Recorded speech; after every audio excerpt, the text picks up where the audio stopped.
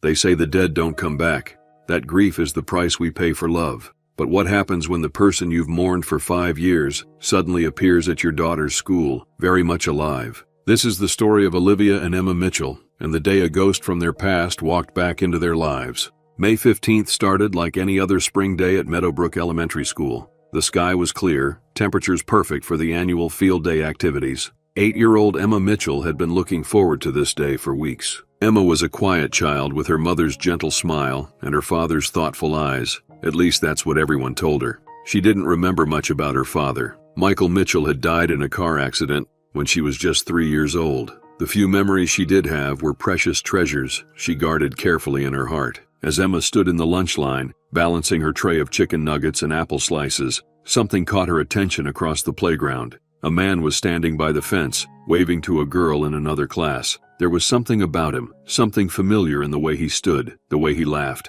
Emma squinted against the sun. The man had the same sandy brown hair as the father in her photos, the same height and build. And when he smiled at the girl, Sophie, a new student who'd transferred in a few months ago, Emma saw something that made her stomach drop. A small scar above his right eyebrow, just like in the photo on her nightstand. Mrs. Peterson, Emma's teacher, rushed over. "Emma, are you okay?" But Emma couldn't speak. Her eyes were fixed on the man who now looked in her direction, their gazes meeting for just a moment. Recognition flashed across his face before he quickly turned away, taking Sophie's hand and hurrying toward the parking lot.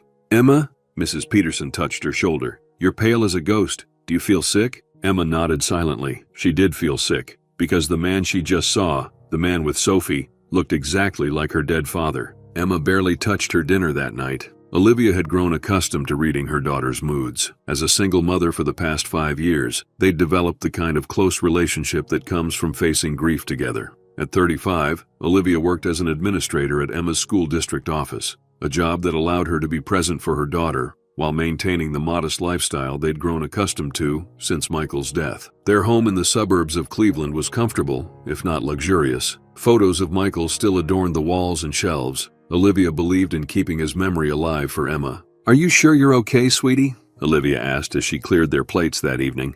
"You've been quiet since you got home." Emma pushed her peas around her plate, eyes downcast. Then, without warning, the words tumbled out. "I saw Daddy today." Olivia froze, her heart skipping a beat. This wasn't entirely unexpected. Emma occasionally claimed to see her father in dreams, or feel his presence on important days. The child psychologist had assured Olivia this was normal, part of how young children processed grief. "Oh? Was it a nice thought about him?"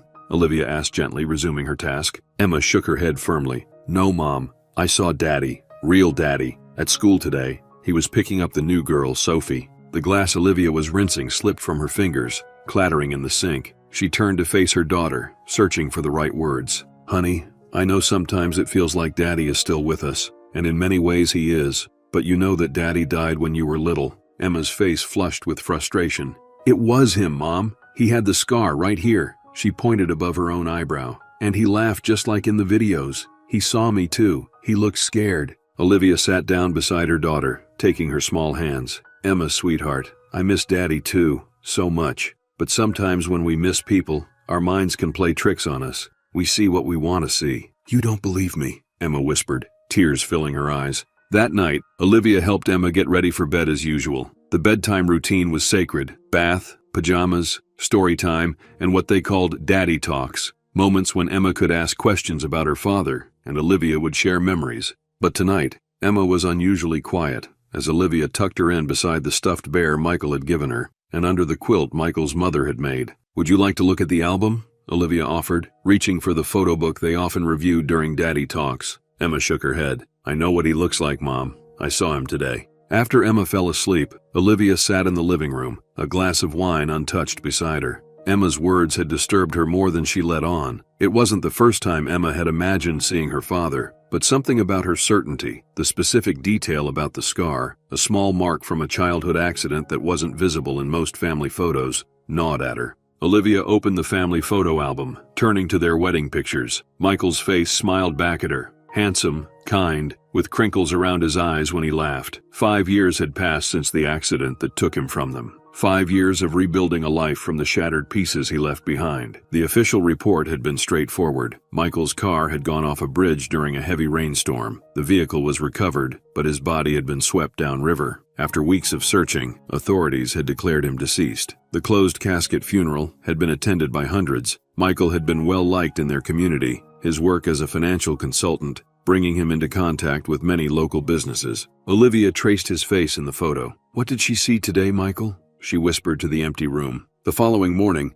Emma was adamant about returning to school despite still seeming unsettled. Sophie's dad might come again, she explained, when Olivia suggested she stay home if still feeling unwell. During her lunch break, Olivia found herself pulling out the accordion folder where she kept important documents. Inside was Michael's death certificate, the police report, newspaper clippings about the accident, and sympathy cards. She'd kept everything, partly as proof for insurance and legal matters, partly because organizing these papers had given her something to focus on during those first terrible weeks. The death certificate stated clearly, Michael James Mitchell, deceased April 10th, 5 years ago. That evening when Emma came home from school, her disappointment was palpable. "He wasn't there today," she said, dropping her backpack by the door. "I looked everywhere." "Emma," Olivia began cautiously, "I want to show you something." She led her daughter to the dining table, where she'd laid out the death certificate and newspaper clippings. "This is why I know Daddy can't be at your school," she explained gently.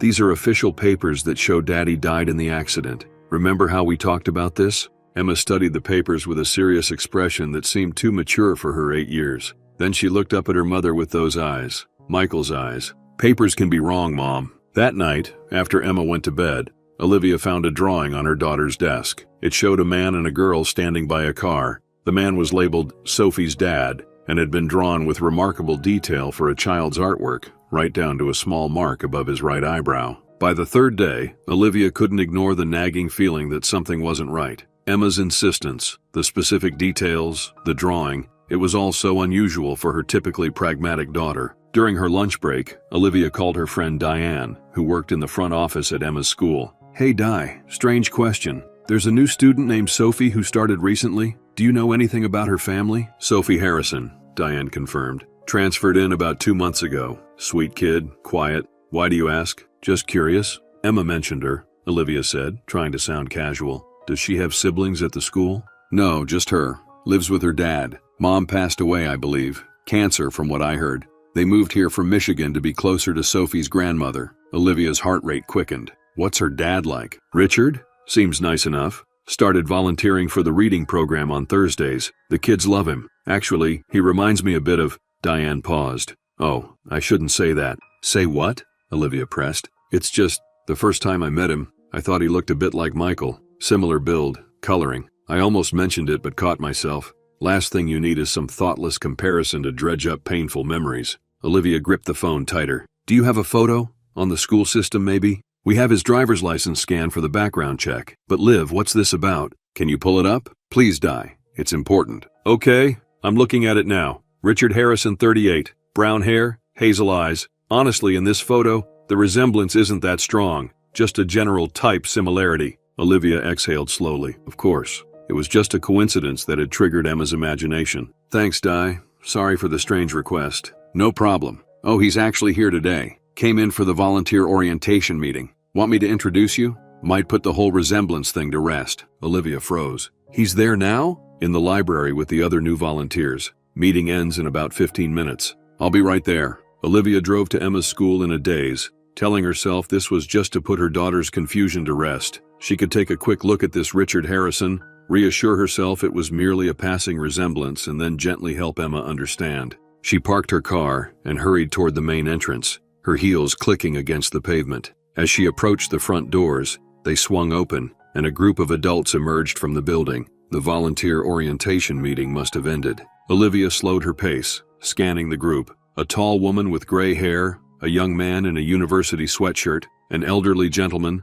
a middle-aged woman with a bright scarf, and then a man stepped out last, checking his watch. Sandy brown hair, athletic build, casually dressed in jeans and a blue button-down shirt. He had his back to her as he waved goodbye to someone inside. When he turned, Olivia's world stopped spinning. Despite the neatly trimmed beard he now wore, despite the 5 years that had passed, she would know that profile anywhere. The straight nose, The defined jawline, the way he stood with weight shifted slightly to one side. As if sensing her presence, he looked up. Their eyes met across the courtyard. For one eternal second they stared at each other. Recognition, shock, and something like fear flashing across his face. Then Richard Harrison, the man with her husband's eyes, turned and walked quickly toward the parking lot. Olivia couldn't move, couldn't breathe. The world narrowed to a single impossible thought. Michael was alive. To understand the magnitude of what Olivia experienced in that school courtyard, we need to step back and look at the life she and Emma had built around Michael's memory. The Mitchells had been the quintessential young family. Michael and Olivia met during their senior year of college, she studying education, he pursuing finance. Their friends described them as perfectly matched, both kind, somewhat reserved, with the same subtle sense of humor. You could tell they were meant for each other, recalled Sarah Jenkins, Olivia's best friend since college. They had this way of communicating without words. Michael would look across a crowded room at Olivia, and she'd just nod like he'd asked a question out loud. They married 2 years after graduation. Emma arrived 3 years later. Their modest home in a good school district had been carefully chosen with future siblings for Emma in mind. Home videos from that time show a doting father, Michael reading to infant Emma, Michael teaching toddler Emma to walk, his hands hovering protectively as she took wobbling steps. Michael asleep on the couch with Emma napping on his chest, one of his hands cupped gently around her tiny body. He adored that little girl. She was his world. That's why none of this makes any sense. The day everything changed, April 10th, 5 years ago, had been ordinary until it wasn't. Michael called Olivia on his way home from work. "It's pouring. I might be late," he said. "Don't hold dinner." Those were the last words she heard from him. When he hadn't arrived by 8 p.m., Olivia started calling his cell phone. No answer. By 9 p.m., she was calling hospitals. By 10 p.m., she'd reported him missing to the police. At 11:42 p.m., officers arrived at her door. "There's been an accident," they told her. "A car matching your husband's vehicle description went off Lakeside Bridge. Due to the storm conditions and strong currents, rescue operations are limited, but will resume at daybreak." 3 days of searching followed. Michael's car was recovered half a mile downstream. His wallet and phone were inside, but Michael wasn't. The subsequent weeks became a blur of police interviews, search updates, and finally, as hope faded, funeral preparations. Although no body was recovered, after extensive searching, authorities issued a death certificate. The theory was that Michael had been swept downstream into Lake Erie, where recovery would be nearly impossible. The community rallied around Olivia and Emma. Meals appeared on their doorstep. Friends took turns staying with them. Michael's parents, devastated by the loss of their only child, channeled their grief into supporting their daughter-in-law and granddaughter. Emma, not quite 4 years old, didn't fully comprehend what had happened. "Where, Daddy?" she would ask each morning for weeks. Olivia consulted child psychologists about the best way to explain death to a toddler. She created a memory box with Emma, filling it with photos and small mementos of Michael. They would visit his empty grave at Lakeview Cemetery, where Emma would leave drawings and talk to her father about her day. As the years passed, these rituals evolved, but remained central to their lives. The anniversary of Michael's death was marked with a special dinner where they shared memories. Emma's achievements were celebrated with acknowledgments of how proud her father would be. At bedtime, Emma often held the stuffed bear her father had given her, while Olivia recounted stories about him. "I was determined that Emma would know who her father was,"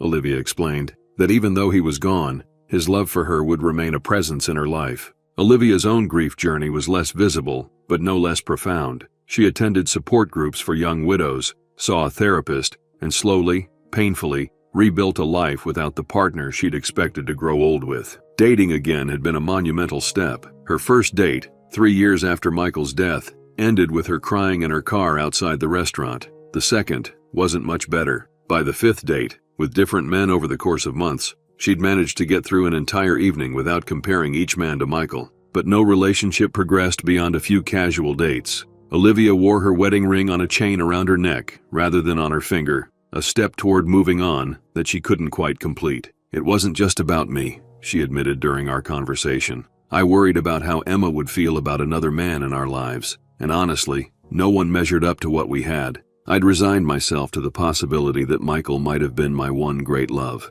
Michael's parents, Patricia and Robert Mitchell, remained deeply involved in Emma and Olivia's lives. Sunday dinners at their home were a weekly tradition. They never pressured Olivia to move on, seeming to find comfort in their shared dedication to preserving Michael's memory. "They were my rocks," Olivia said. They'd lost their son, yet somehow found the strength to help me raise Emma. They kept Michael alive for all of us. This was the backdrop against which Emma's shocking claim unfolded. A family defined by loss, held together by shared memories and carefully maintained rituals of remembrance. A mother and daughter who had painfully assembled a new normal from the pieces of their shattered expectations. And now, standing in that school courtyard, Olivia faced an impossible reality. The foundation of their rebuilt lives, Michael's death, might have been a lie. Olivia didn't remember driving home from the school. Her body operated on autopilot while her mind struggled to process what she'd seen. She called in sick to work, something she rarely did, and sat at her kitchen table, hands wrapped around a mug of tea gone cold.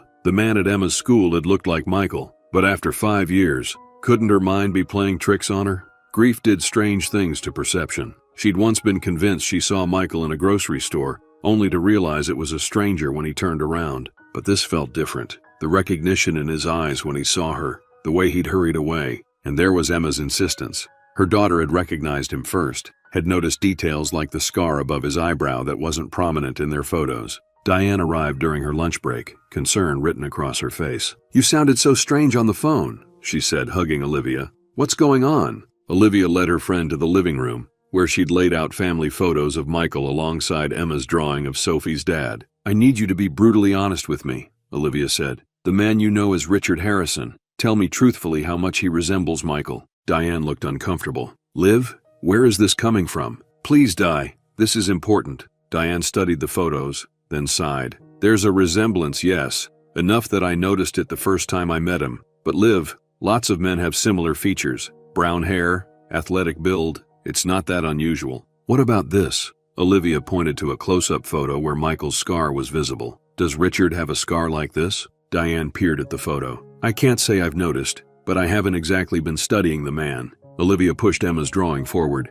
"Emma drew this. She included the scar." "Honey," Diane said gently, "I know this must be difficult. Emma's at an age where she's trying to process her loss. Maybe she's projecting." "She recognized him before I did," Olivia interrupted. "She saw him and immediately knew. How would she recognize a father she barely remembers unless it was actually him?" Diane took Olivia's hands. "What exactly are you suggesting? That Michael faked his death? Left you and Emma? The Michael you knew would never do that." "The Michael I thought I knew," Olivia whispered. After Diane left, Olivia did something she'd avoided for years. She went to the attic and found the banker's box containing all the paperwork related to Michael's death. The police reports, the insurance documents, the legal declarations. She spread them across the floor, reading each one carefully, looking for, what? A discrepancy? A clue she'd missed? The police report described witnesses who saw a car matching Michael's going off the bridge. The vehicle identification matched. His wallet and phone were recovered from the car.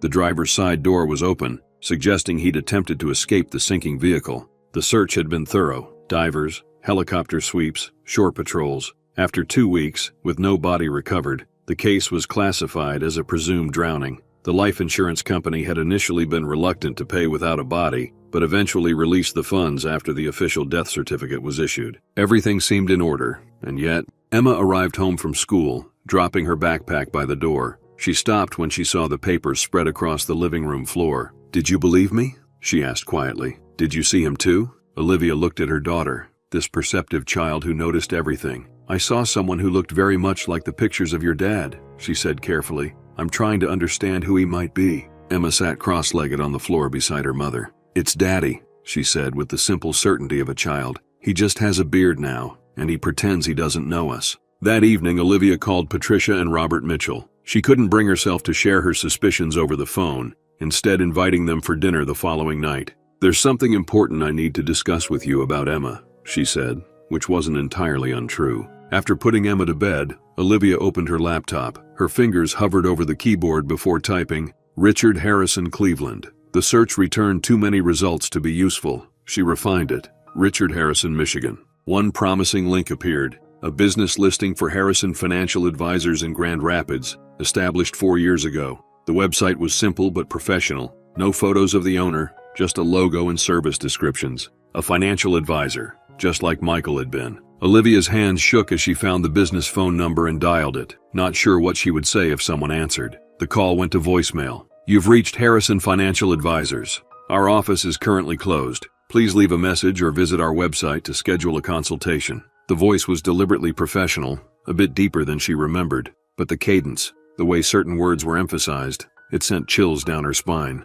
She hung up without leaving a message. Next, she searched social media for Richard Harrison, Michigan. Most profiles were private, showing only profile pictures too small to examine closely. One showed a man with similar coloring to Michael, but the photo quality was too poor to be certain. She created a fake profile and sent friend requests to several Richard Harrisons, then closed her laptop, feeling both determined and slightly ashamed of her amateur detective work. Sleep was impossible. Olivia lay awake, her mind racing through possibilities. If the man at school was Michael, why had he faked his death? Why abandon them? Was he in some kind of trouble? Witness protection? Had their entire marriage been a lie? And what about Sophie? The girl appeared to be around Emma's age. Had he started a new family while still married to Olivia? Or was there an innocent explanation for all of this? The next morning, Olivia called Emma's school and arranged for her daughter to stay for after-school care, something she rarely did. Then she contacted the school's principal directly. "Angela, I need to ask you about your security protocols," she said,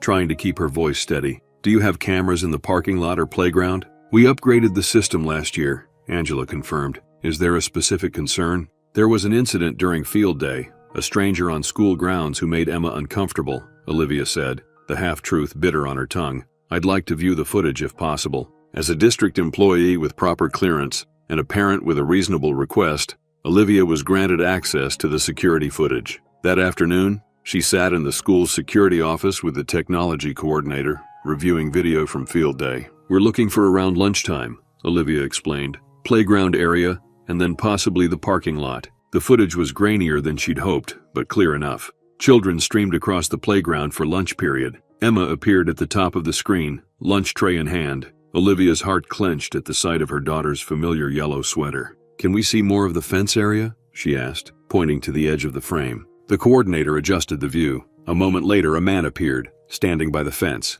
He waved, and a little girl, Sophie presumably, ran over to him. "Can you zoom in?" Olivia's voice shook slightly. The image enlarged, pixelating somewhat but still discernible. The man was turned partly away from the camera, his face not fully visible, but his posture, the set of his shoulders, even the way he gestured as he spoke to the child, it was all hauntingly familiar. Then, as if sensing he was being watched, the man looked up. The camera caught his profile, and Olivia had to stifle a gasp. Even with the beard, even with the pixelation, there was no mistaking that face. The footage showed Emma dropping her tray, the man noticing her, the moment of frozen recognition between them, then his hasty departure with Sophie. "Is that what you needed to see?" the coordinator asked. Olivia nodded numbly. "Yes, thank you." Patricia and Robert Mitchell arrived for dinner that evening, bringing Emma's favorite dessert and their usual warm affection. Emma greeted her grandparents enthusiastically, while Olivia moved through dinner preparations in a fog of distraction.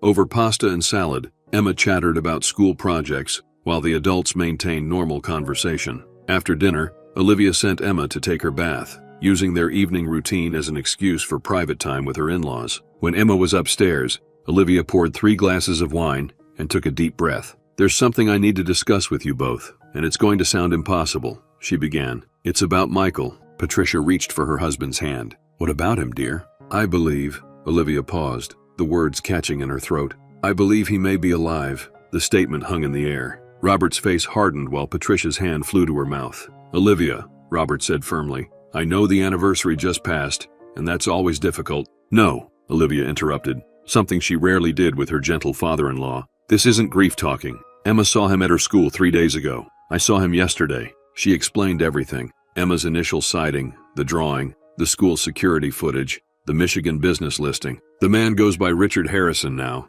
He has a daughter named Sophie, around Emma's age. He recently moved here from Michigan." Patricia was shaking her head slowly, tears forming. "This isn't possible. We buried our son." "We buried an empty casket," Olivia reminded her gently. "His body was never found." Robert's face had gone ashen. "Are you suggesting Michael deliberately abandoned his family, left his child, left us to grieve?" "No, not my son. I don't know what happened," Olivia admitted, "but I know what I saw, and tomorrow I intend to confront him." Thursday morning dawned clear and cool. Olivia had barely slept, her conversation with the Mitchells playing on repeat in her mind. They'd left troubled and unconvinced, Patricia in tears, and Robert angry at what he perceived as an attack on their son's character. "We understand you're still processing your grief," Robert had said at the door, his voice gentler than his words. "But please don't drag Michael's memory, or worse, Emma, into these delusions." Olivia had expected their disbelief. She would have reacted the same way a week ago if someone had suggested Michael was alive. But now, with what she'd seen, she knew she had to find the truth. For Emma, for herself, and yes, even for Michael's parents. According to Diane, Richard Harrison volunteered for the reading program on Thursday afternoons. Olivia requested another personal day, dressed carefully in a blue dress Michael had always liked, and drove to Emma's school. She parked across the street, positioning her car with a clear view of the main entrance. School wouldn't dismiss for several hours, but the volunteers typically arrived early for training and preparation. At 1:15 p.m., a dark blue sedan pulled into the visitor parking space. Olivia's breath caught as a man emerged from the car. Even from this distance, the resemblance was unmistakable. He wore khakis and a light gray sweater, an outfit so similar to what Michael used to wear that it felt deliberate, a taunt. He entered the building, and Olivia forced herself to wait. Confronting him inside the school would create a scene, potentially traumatizing students, including Emma. Better to approach him in the parking lot afterward. The next 2 hours were excruciating. Olivia alternated between rehearsing what she would say and fighting the urge to drive away, to preserve the certainty of her grief rather than face the possibility of betrayal. At 3:30 p.m., students began streaming out of the building. Olivia slouched lower in her seat, not wanting to be spotted by Emma or her friends. The volunteer program would end soon after dismissal. At 3:45 p.m., the man emerged from the side entrance, checking his watch, a gesture so familiar it made Olivia's chest ache. He walked briskly toward his car, keys in hand. Now or never. Olivia got out of her car and crossed the street. Her legs felt wooden, her heart hammering so loudly she was certain he would hear it. She approached as he was unlocking his car door. "Michael?" she called, her voice surprisingly steady. He froze, his back to her. For a moment he didn't move, didn't turn. Then slowly, he straightened and faced her. 5 years had changed him in subtle ways. The beard, a few strands of gray at his temples, lines around his eyes that hadn't been there before. But those eyes, those were the same eyes that had looked at her with love across the altar, the same eyes that had filled with tears when he first held Emma. "I think you have me confused with someone else," he said, his voice controlled. "My name is Richard." Olivia took a step closer. "No, your name is Michael James Mitchell. You're my husband and Emma's father." His expression remained neutral, but his eyes darted past her, scanning the nearly empty parking lot. "Look, I don't know who you think I am, but I need to go. My daughter will be waiting for me at her grandmother's." "Your daughter?" Olivia's voice cracked. "Which one? Sophie or Emma?" Color drained from his face. "Please, you don't understand." "Then help me understand," Olivia said, moving closer still. "Help me understand how my husband, the man I mourned for 5 years, is standing in front of me now, pretending to be someone else. Help me understand what to tell our daughter, who recognized you instantly despite barely remembering you." He glanced at his watch, another painfully familiar gesture. "I can't do this here. Not now. Then where? When? Another 5 years from now?" Anger seeped into Olivia's voice. "You owe me an explanation." His composure slipped. "Lower your voice, please." "Why should I? Are you afraid someone will hear? That your carefully constructed lie will fall apart?" She was trembling now, years of grief transforming into rage. "Tell me I'm wrong. Tell me you're not Michael." He looked at her directly for the first time. "Olivia?" Just her name and his voice was confirmation enough. Her knees weakened, and she grabbed the car for support. "Oh my God," she whispered. "It really is you." He glanced nervously toward the school. "We can't talk here. Not like this." "Then where?" she demanded. "Rockwell Park. Tonight at 8. I'll explain everything." He opened his car door. "Please, Olivia, come alone." Before she could respond, he was in his car, pulling away from the curb. Olivia stood rooted to the spot, watching the blue sedan disappear around the corner. She was still sitting in her parked car when the after-school program ended and Emma emerged with her friends. Olivia composed herself, forcing a smile as her daughter climbed into the car. "How was your day, sweetie?" she asked, her voice only slightly shaky. "Good. We made Mother's Day cards in art class." Emma studied her mother's face. "Your eyes are red. Were you crying?" "Just allergies," Olivia lied, hating herself for the deception. "How about pizza for dinner? We could order from Tony's." Emma's face lit up at her favorite treat, momentarily distracted from her mother's distress. During dinner, Olivia called her neighbor Lisa, arranging for Emma to have a movie night sleepover with Lisa's daughter Chloe. "Are you okay?" Lisa asked, picking up on something in Olivia's voice. You seem off? I'm fine. Just some personal business to take care of tonight. After dropping Emma at Lisa's house, Olivia drove to Rockwell Park, arriving 20 minutes early. The park was quiet on a weeknight, just a few joggers and dog walkers enjoying the spring evening. She sat on a bench overlooking the duck pond, the same bench where Michael had proposed to her 12 years earlier. If that was deliberate on his part, it was either incredibly thoughtful or unbearably cruel. At exactly 8 p.m., he approached from the walking trail. He'd changed into jeans and a dark sweater, the beard somehow more pronounced in the fading light. He sat beside her, maintaining careful distance between them. For a long moment, neither spoke. The unreality of the situation settled over Olivia, sitting beside her dead husband on the bench where their life together had officially begun. You haven't changed, he finally said, his voice soft. You look exactly the same. Olivia turned to him, anger flashing. Don't you dare act like this is some happy reunion. He nodded, eyes downcast. You're right. I'm sorry. Are you Michael? She demanded, needing to hear him admit it. He hesitated, then nodded. Yes. Say it. Say your name. He looked directly at her, shoulders sagging in defeat. My name is Michael James Mitchell. The confirmation, even though she'd already known, hit Olivia like a physical blow. She pressed her hands against her mouth, muffling a sob. Why? She whispered when she could speak again. Why would you do this to us? Michael, for it was truly him, looked out over the pond. It's complicated. I have all night, Olivia replied coldly. He took a deep breath. I was in trouble, Olivia. The kind of trouble I couldn't drag you and Emma into. What kind of trouble justifies abandoning your family? Making us believe you were dead? The kind that could have put you both in danger. He ran a hand over his face, another achingly familiar gesture. The kind that could have sent me to prison for a very long time. Olivia stared at him, disbelieving. You're talking in circles. What did you do? About 7 years ago, I got involved with some clients who wanted creative financial solutions.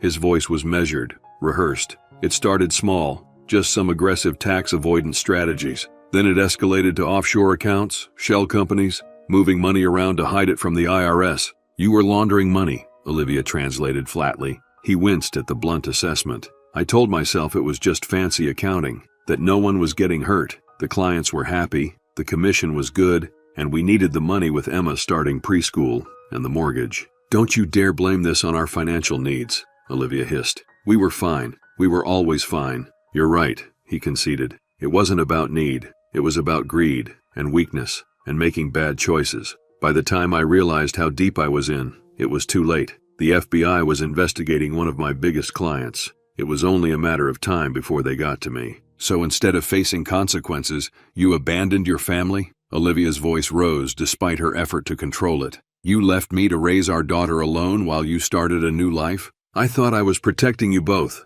he insisted. If I'd been arrested, we would have lost everything. My assets would have been frozen or seized, my reputation destroyed. Emma would have grown up visiting her father in prison. Instead, she grew up visiting an empty grave. Olivia shook with anger. Do you have any idea what we went through? The nightmares? The therapy? Emma crying for you night after night? Your parents nearly destroying themselves with grief? Michael's eyes filled with tears. I never wanted to hurt any of you. The plan was to disappear, establish myself somewhere new with a clean record, then find a way to bring you and Emma to me. But you didn't, Olivia said flatly. Instead, you built a whole new life, with a new daughter. He looked away. Sophie's mother, Cynthia, she didn't know about my past. We met in Michigan about a year after I left. She was a single mother with a 3-year-old daughter. When she got sick, I promised to take care of Sophie. So you became her father, Olivia said bitterly, while abandoning your own child. I never stopped thinking about Emma, about you. He pulled out his wallet and removed a worn photograph.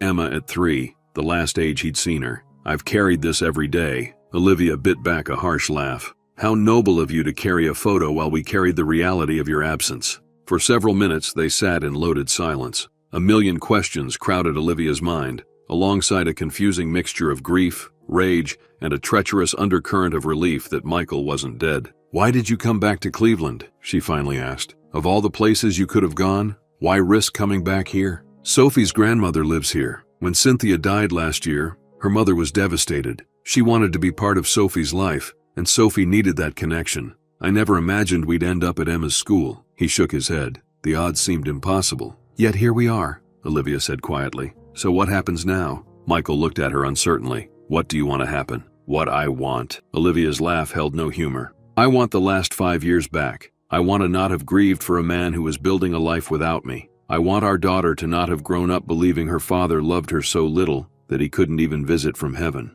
I'm sorry, he whispered. I know that's not enough, but I am truly sorry. Olivia stood abruptly. You're right. It's not enough. Not even close. What are you going to do? Fear edged his voice. Olivia, if this comes out, if authorities find out I'm alive, I'll go to prison. Sophie will lose another parent. You should have thought of that before coming back to Cleveland. Olivia's voice was ice. Before volunteering at our daughter's school, for God's sake. Please. He stood too, maintaining distance between them. I know I have no right to ask anything of you, but I'm asking for time. Time to figure out how to make this right. Make this right? Olivia repeated incredulously. There is no making this right, Michael. You destroyed our family. You broke Emma's heart. You broke mine. I know, he acknowledged, his voice cracking. And I'll spend the rest of my life trying to atone for that, if you'll let me. But please, don't rush into anything. Think about what this will do to Emma if it's handled badly. At the mention of their daughter, Olivia's anger cooled slightly.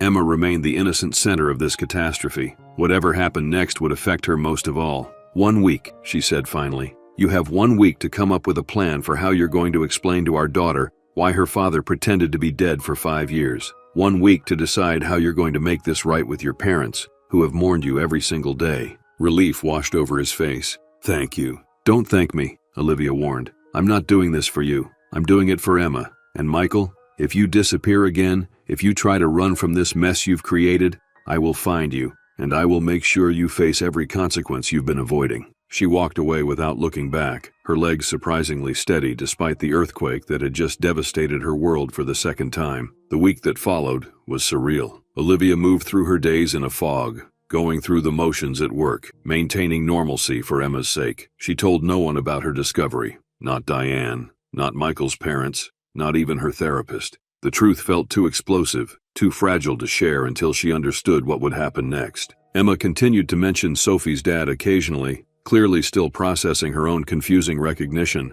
Olivia deflected these comments gently, promising herself that soon, very soon, her daughter would have answers. Michael texted once, "Can we meet again tomorrow night? Same place, same time." Olivia replied with a single word, "Yes." This time, she arrived exactly at 8 p.m. to find Michael already waiting on the bench. He looked as though he hadn't slept in days, dark circles under his eyes, his posture tense. "Thank you for coming," he said as she sat beside him. "You said you had a plan," Olivia replied, bypassing pleasantries. "I'm here to hear it." Michael nodded, taking a folded sheet of paper from his pocket. "I've thought about this constantly, about what's best for Emma, for Sophie, for everyone involved." He unfolded the paper, a typed list of points. "I want to come clean, Olivia. Not to the authorities, at least not yet, but to our families." Olivia's eyebrows rose in surprise. She'd expected him to suggest maintaining the charade, perhaps creating some elaborate explanation for his miraculous return from the dead. "I want to tell Emma the truth, in an age-appropriate way," he continued, "that I made a terrible mistake, that I've been living under a different name, and that I never stopped loving her. I want to tell my parents the same." "And Sophie?" Olivia asked. "What will you tell her?" Michael rubbed his face wearily. "That's more complicated. She's known me as her father since she was 3, the same age Emma was when I left. She's already lost her mother. I don't want to shatter her world by revealing I'm not who she thinks I am." "So you'll continue lying to her while telling our daughter the truth?" Olivia challenged. "How is that fair to either of them?" "I don't have perfect answers," Michael admitted. "Just the least harmful ones I can find." For the next hour, they discussed the logistics of Michael's plan. He would tell Emma first, with Olivia present, in a controlled environment with a child psychologist on standby. Then his parents, though he feared his father might never forgive him. Sophie would be told a simplified version, that Michael had another family before her mother, and that he had to go by a different name for complicated grown-up reasons. After that, Michael said, his voice hesitant, "I want to make amends legally, turn myself in." Olivia stared at him. "You'd go to prison? What about Sophie?" "She would stay with her grandmother during any incarceration, and I've set aside funds for her future." He met Olivia's gaze directly. "I'm tired of running, Liv. Tired of living a lie. Seeing you and Emma again made me realize how much I've lost, how much damage I've done. I want to make it right, whatever the cost." The use of her old nickname, Liv, sent a pang through Olivia's chest. This man before her sounded more like the Michael she'd married than the coward who'd faked his death. "And us?" she asked quietly. What happens to us? Michael's expression softened. That's entirely up to you. I forfeited any right to expectations when I left. If you want a divorce, I'll sign the papers without contest. If you've met someone else, I haven't, Olivia interrupted, then immediately wondered why she'd felt the need to clarify. Whatever you decide, I want to be in Emma's life, if you'll allow it, not to replace what we had, but to be her father, in whatever capacity you deem appropriate. It was a carefully worded statement, respectful of the boundaries Olivia had every right to establish. Yet underneath, she sensed the desperate hope of a man who'd realized too late what he'd thrown away. I need time, she said finally. This isn't something I can decide tonight. Michael nodded. Of course. But there's one more thing. He hesitated. Emma recognized me at school. She might mention it to my parents on Sunday when you go for dinner. We should tell her something before then. Olivia knew he was right. Emma's perception was too acute, her curiosity too persistent to be satisfied with deflections much longer. Saturday, she decided. We'll tell her together on Saturday morning. My house, 10 a.m. I'll arrange for a child psychologist to be available afterward. Relief crossed Michael's face. Thank you. As they prepared to leave, an uncomfortable thought occurred to Olivia. Michael, does Sophie ever mention Emma? Do they interact at school? He shook his head. They're in different grades and classes. I don't think they know each other beyond perhaps seeing each other in the halls. Half-sisters passing each other without knowing, Olivia murmured, the reality of the situation hitting her anew. This is all so impossible. I know. Michael stood, maintaining the respectful distance he'd kept throughout their meetings. For what it's worth, Olivia, not a day went by that I didn't regret what I did to you and Emma. The life I built afterward was hollow at its core. Olivia didn't reply. Words of forgiveness wouldn't come, and words of accusation felt redundant. Instead, she simply nodded and walked away, carrying the weight of decisions that would reshape not just her life, but the lives of two children who deserved better than the complications adults had created for them. Saturday morning arrived with a gentle rain that matched Olivia's somber mood. She'd barely slept, rehearsing what they would tell Emma, anticipating questions she might ask, preparing for tears, or anger, or confusion, or all three. The child psychologist, Dr. Leah Winters, arrived first. Olivia had explained the situation in a confidential session earlier in the week, and Dr. Winters had helped craft an approach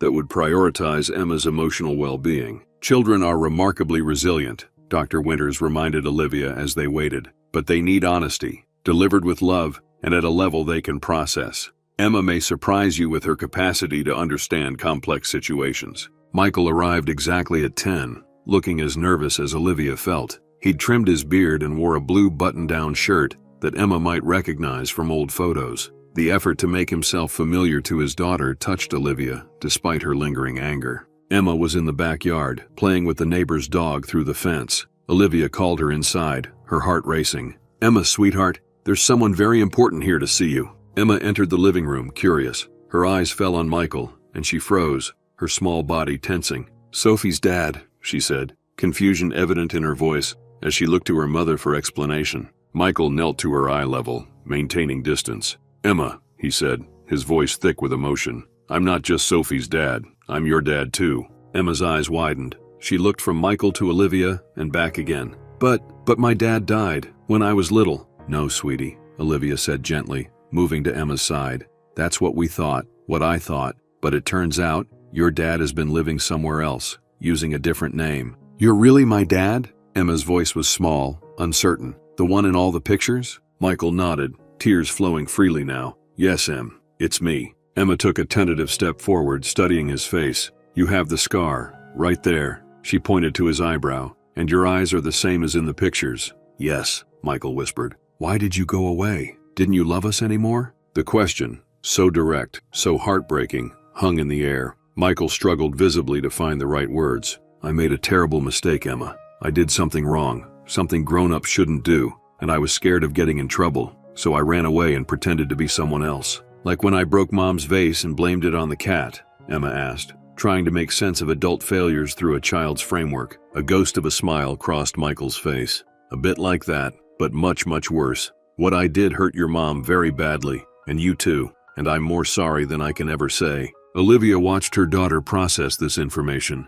marveling at the complexity of emotions playing across her young face. Confusion, hurt, anger, but also curiosity, and perhaps a flicker of hope. Is Sophie my sister? Emma asked suddenly. Michael looked startled by the question. Well, yes, She's your half-sister. We don't share the same mom, but we have the same dad. Does she know about me? Not yet, Michael admitted. I need to tell her in a way that won't scare or confuse her, just like we're telling you now. Emma turned to Olivia. Are you mad at Dad? The directness of the question caught Olivia off guard. She considered deflecting, but decided on honesty. Yes, honey, I am. What your dad did hurt us very much, but I'm also glad that you get to know him now, if that's what you want. Emma nodded slowly, then turned back to Michael. Are you going to live with us now? No, sweetie, he said gently. I live with Sophie, but I'd like to spend time with you, get to know you again, if that's okay with your mom. Emma considered this, her brow furrowed in concentration. Then, without warning, she stepped forward and wrapped her arms around Michael's neck. I knew it was you, she whispered. Michael closed his eyes, carefully returning his daughter's embrace, his face a portrait of mingled joy and devastation at what he'd missed. Olivia turned away, giving them privacy while she composed herself. Dr. Winters caught her eye and nodded encouragingly. The hardest part was over, but the path forward remained uncertain and complex. The weeks that followed were a careful navigation through uncharted emotional territory. Telling Patricia and Robert Mitchell that their son was alive proved as difficult as anticipated. Robert initially refused to believe it, convinced that Olivia had fabricated the story due to prolonged grief. When Michael finally appeared before them, Patricia fainted, and Robert stood frozen in disbelief before erupting in anger, unlike anything Michael had ever witnessed from his normally reserved father. We buried you, Robert said, his voice breaking. We mourned you every day for 5 years. How could you do this to your mother, to your wife and child? The reunion was far from the joyful homecoming depicted in movies. It was raw, painful, filled with accusations and tears. Yet beneath the anger lay the undeniable relief that their son lived, that the aching void of his death had been a lie. For Emma, the adjustment came with surprising resilience. Dr. Winters noted that children often adapt more quickly than adults to changed circumstances, particularly when those changes fulfill deep wishes. Emma has fantasized about her father returning for most of her life, Dr. Winters explained to Olivia. While the circumstances are far from ideal, the reality of having her father back aligns with her deepest hope. The legal implications of Michael's return were complex and far-reaching. After consulting with attorneys, he made the decision to turn himself into authorities, confessing to financial crimes and the fraud of faking his death. The district attorney, taking into account his voluntary surrender and the unusual circumstances, agreed to reduce charges. Michael received a sentence of 18 months in a minimum security facility, with eligibility for early release with good behavior.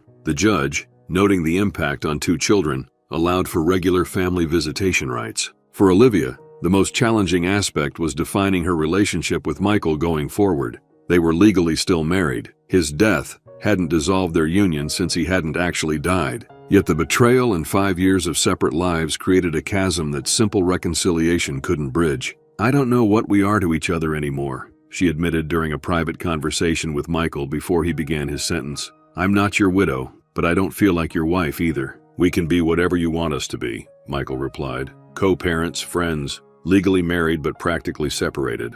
I'll follow your lead, Liv. Olivia chose to table any definitive decision until after Michael completed his sentence. We both need time, she reasoned. Time to see who we are now and whether those people have any future together. Perhaps the most delicate aspect of their new reality was the relationship between Emma and Sophie. After careful preparation with child psychologists, the girls were introduced as half-sisters. Initial awkwardness gave way to cautious curiosity, then gradually to genuine connection. They share more than just Michael's DNA, Olivia observed to Patricia during a Sunday dinner. They have the same laugh, the same way of tilting their head when they're thinking. For Sophie, learning that Daddy had another name and another family was confusing, but the concrete reality of having a sister provided tangible compensation for abstract adult complications. The girls began regular supervised visits, building a tentative sibling relationship that existed separate from the complex adult dynamics surrounding them. 6 months after Emma's discovery on the playground,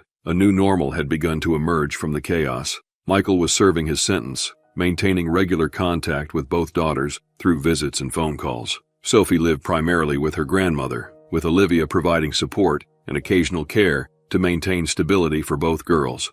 Patricia and Robert Mitchell had moved through their initial shock and anger to a wary reconciliation with their son, visiting him monthly while deepening their relationship with their newfound granddaughter, Sophie. Olivia had returned to therapy, processing the complicated grief of losing a husband not to death, but to deception, and the equally complex emotions of his return. She began dating cautiously, with Michael's full knowledge and encouragement, though each attempt highlighted how deeply the experience had affected her ability to trust. Emma thrived under the expanded family circle, proudly introducing Sophie as her sister at school, visiting her father with a resilience that amazed the adults around her. The child psychologist noted that Emma's unique experience had accelerated her emotional maturity, giving her insights into human complexity beyond her years. And in an unexpected development, Olivia and Sophie's grandmother, Janet, formed a supportive friendship based on their shared experience of loving the children caught in Michael's deception. "We're an unconventional family," Janet remarked during a joint birthday celebration for the girls, "but we're making it work for them." As we conclude this remarkable story, it's important to note that there are no fairy tale endings in situations of such complexity. Michael's actions caused profound harm that can never be fully undone. Trust, once shattered, cannot be perfectly restored. The legal and emotional consequences continue to ripple through all their lives. Yet within this messy, imperfect reality, moments of genuine healing have emerged. Two sisters found each other. Grandparents regained a son they thought lost forever. A mother found closure to grief that had defined her for years. And a father, despite his profound failings, received the opportunity to make amends to the family he abandoned. Emma, now 9, perhaps summarized it best in an essay she wrote for school, which her mother shared with us. "Family is complicated. Sometimes people leave, sometimes they come back, and sometimes they were never really gone. My dad did a bad thing when he went away, but I'm glad he came back. Now I have a sister, and extra grandparents,